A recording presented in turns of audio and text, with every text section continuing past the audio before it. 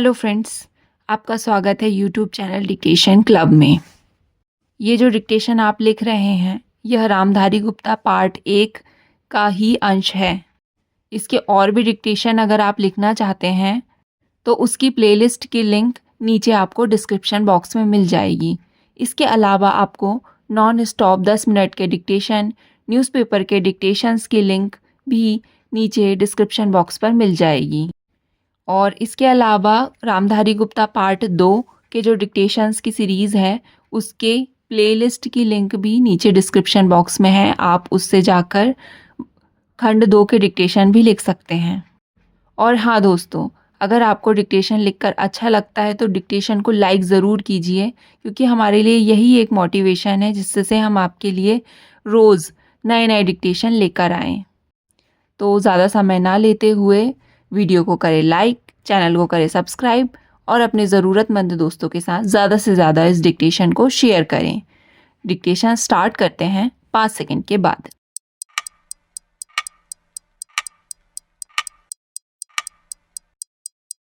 अध्यक्ष महोदय, अगर भारत की आर्थिक व्यवस्था को हम देखें तो यह कहने में कोई त्रुटि नहीं होगी कि कृषि उसका आधार है। किसी भी देश की सामाजिक और आर्थिक स्थिति उस देश की भूमि की उत्पादन शक्ति पर निर्भर रहा करती है। यदि भूमि की उत्पादन शक्ति में कोई कमी हो जाती है तो उस देश की आर्थिक और सामाजिक स्थिति में भी कुछ परिवर्तन आरंभ हो जाता है। कृषि भारत के लिए एक आर्थिक व्यवस्था ही नहीं है, यह एक संस्कृति भी है। जो लोग आंदोलन में विश्वास रखते हैं, इनको पता ही होगा कि जितने भी आंदोलन इस देश में होते हैं, वे समाज के नाम से, धर्म के नाम से, जाति के नाम से या राजनीति के नाम से होते हैं। ऐसे आंदोलनों में कोई भी समाज शामिल हो, लेकिन कृषि समाज उसमें शामिल नहीं होता है। उस आंदोलन के साथ कृषि समाज की सहानुभूति भी नहीं होती है। इसलिए यदि सभी बातों को ध्यान में रखकर हम देखें तो इस देश के लिए आवश्यक यह होगा कि हमारी संस्कृति की रक्षा के लिए और जीवन प्रणाली की रक्षा के लिए कृषि पर विशेष ध्यान दिया जाए। कृषि के क्षेत्र में इस वर्ष काफ़ी प्रगति हुई है। यदि आप 1801 से 1901 तक का काल देखें तो आप देखेंगे कि हमारे देश में 31 अकाल पड़े हैं, जिनमें 4 करोड़ लोग मरे। लेकिन आज हमारे खाद्य मंत्रालय ने 100 रुपये मन के भाव पर गेहूं खरीदकर एक भी आदमी को मरने नहीं दिया। इसके लिए हमारा खाद्य मंत्रालय बधाई का पात्र है।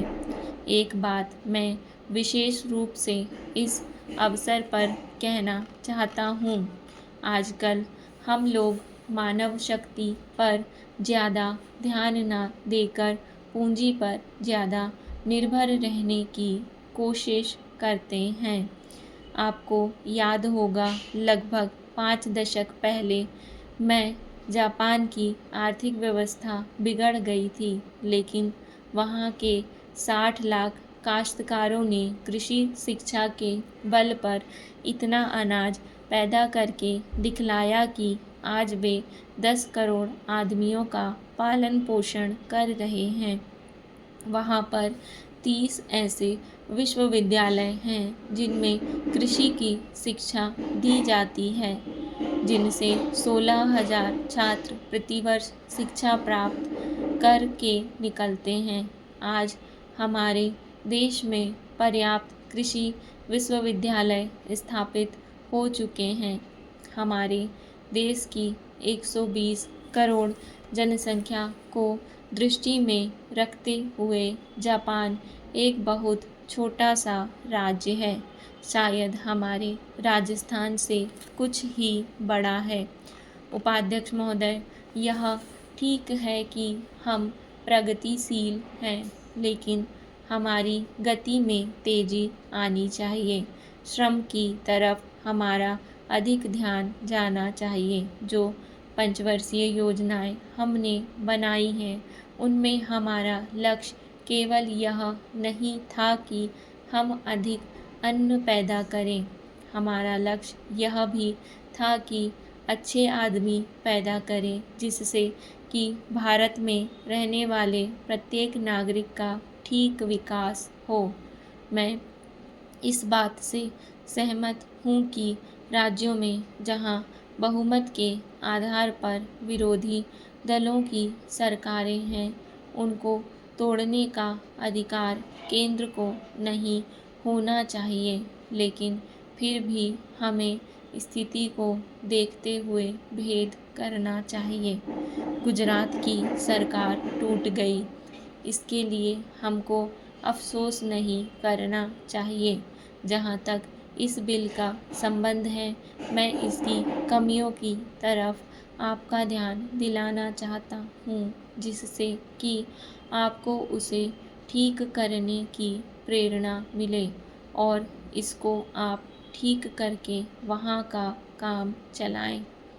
इसका आशय यह भी नहीं है कि जो पार्टी सरकार चलाती है वह सब यह सही काम करती है, लेकिन फिर भी मैं यह मानता हूँ कि जो गुजरात की सरकार टूट गई वह अच्छी बात हुई है। गुजरात के लिए आपने संसद सदस्यों की जो समिति बनाई है वह एक ठीक कदम है, लेकिन इस बात का आश्वासन तो आपको देना चाहिए कि राज्य और जिला स्तर पर जो समितियां आप बनाने जा रहे हैं उनको सर्वदलीय बनाएंगे, ताकि जनता की जो कठिनाइयां हैं वे आपके सामने प्रत्यक्ष रूप से आ सकें और उन की भावना के अनुसार वहाँ कुछ काम हो सके। अगर ऐसी व्यवस्था नहीं होगी और बाहर के लोगों को उन समितियों में आप रखेंगे जिनको गुजरात की समस्याओं का कुछ भी ज्ञान नहीं है, तो परिणाम यह होगा कि आप गुजरात की समस्याओं को हल नहीं कर सकेंगे। इसलिए मैं सुझाव देना चाहता हूँ कि आप इसमें ऐसी कानूनी व्यवस्था करें कि जिससे विभिन्न स्तरों पर सर्वदलीय समितियां बनाई जा सकें और उनके माध्यम से सरकार के सामने सुझाव आए कि वहाँ पर किस तरह से काम होना चाहिए। गुजरात औद्योगिक मामलों में अन्य राज्यों से थोड़ा भिन्न है, फिर भी वहाँ की स्थिति यह है कि आज भी प्रति व्यक्ति आय 300 रुपये से अधिक नहीं है। आज गुजरात में अन्य राज्यों के मुकाबले सबसे अधिक कर लगे हुए हैं। यह उचित नहीं है। महोदय, आपने जिस उत्साह के साथ मेरा स्वागत किया है उसके लिए मैं आपको धन्यवाद देना चाहता हूँ। आपने ठीक ही कहा है कि मेरा यहाँ आना पहली बार नहीं है। मुझे जहाँ तक स्मरण है यह 5वां समय है जब मैं आपके इस सुंदर प्रदेश में आया हूँ। पहले जब 1922 में मैं यहाँ आया था वह एक समय था और आज एक दूसरा ही समय है। उस समय मुझे यहाँ इसलिए आना पड़ा था कि देश के सारे बड़े बड़े नेता जेल में बंद थे।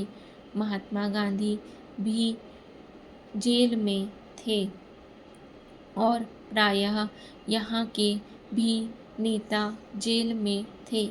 दुर्भाग्यवश या सौभाग्यवश किसी प्रकार मैं बाहर रह गया था और जब मुझे यह समाचार मिला कि प्रदेश में विशेषकर सरकार की ओर से बड़ी सख्ती हो रही है तो मैंने सोचा कि यहाँ आना आवश्यक है। पूज्य मालवीय जी से मैंने इसका जिक्र किया तो वह बड़ी प्रसन्नता के साथ यहाँ आने के लिए तैयार हो गए। यद्यपि उनकी अवस्था उस समय अधिक थी, मैं तो उस समय नवयुवक था। हम दोनों यहाँ आए। यह आज से 32 वर्ष पहले की बात है और आपके इस सुंदर प्रदेश का मुझे पहल परिचय मिला।